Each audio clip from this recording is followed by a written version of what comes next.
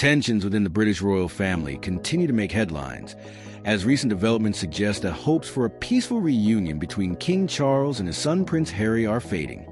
Sources familiar with the situation say that the monarch is planning to deliberately avoid a direct meeting with Harry during the latter's next trip to the United Kingdom.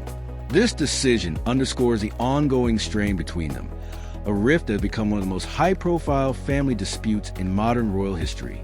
For years, the relationship between King Charles and Prince Harry has been complicated, marked by affection at times, but also deep disagreements and public controversies. The two men have shared moments of connection, such as attending major family events together or appearing ahead of the world during ceremonial occasions. But beneath those visible public moments, their relationship has been strained by a series of personal revelations, memoir releases, and media interviews that have exposed private grievances to a global audience. The current situation centers on an upcoming trip that Prince Harry is expected to make to the UK. Unlike earlier visits where there were at least superficial interactions with senior royals, this time it appears there are no plans for Harry and King Charles to sit down together, even briefly. Insiders say that Charles prefers to limit his direct engagement with Harry, hoping to avoid the emotional toll that such a meeting could take, not only on the king personally, but also on the broader royal institution. One reason for this is the sensitive history behind their disagreements.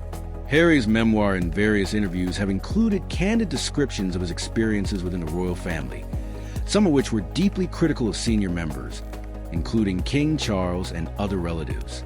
These accounts, while praised by some for their honesty and frankness, have also been described by critics as hurtful and divisive. For many within the institution, airing such disputes in public has damaged trust and made reconciliation more challenging. The absence of a planned meeting does not necessarily mean that the broader family is completely closed off to dialogue. There have been several indirect interactions in the past, such as attending the same events without formally acknowledging one another or participating in larger family gatherings where private conversations may occur away from the press. Yet the symbolic weight of a one-on-one encounter between King Charles and Prince Harry, especially in a formal or scheduled setting, is considerable. Its absence signals that there is still more distance than rapprochement between them. King Charles, now in the later stages of his reign, is managing not only personal family dynamics, but also the responsibilities of his position as monarch.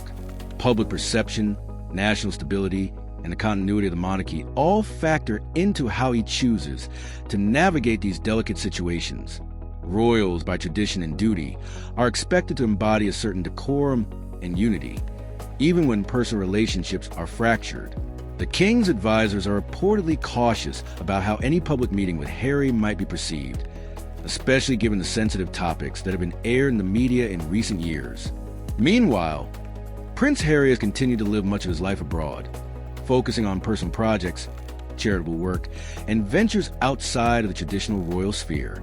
His decision to step back from senior royal duties with his wife, Meghan Markle, years ago fundamentally altered both his role within the family and the expectations of the public.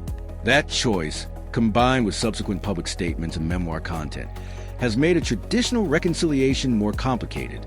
Observers close to the family suggest that King Charles's avoidance of a meeting with Harry is partly rooted in a desire to protect his own health and emotional well-being. The king has faced numerous health challenges in recent years, and his capacity to manage prolonged emotional stress, especially in front of cameras and global scrutiny, is not limitless. Facing a conversation with a son with whom relations have been tense could demand emotional reserves that the monarch and his inner circle may prefer to conserve for other aspects of his duties. Yet not everyone within the royal family shares this approach. Some relatives and close associates have quietly expressed hope that, in time, a calmer period may allow for genuine reconciliation.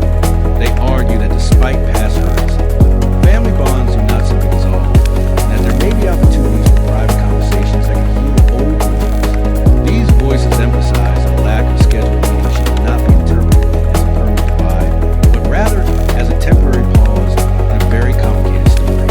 From Prince Harry's point of view, the decision by King Charles not to engage directly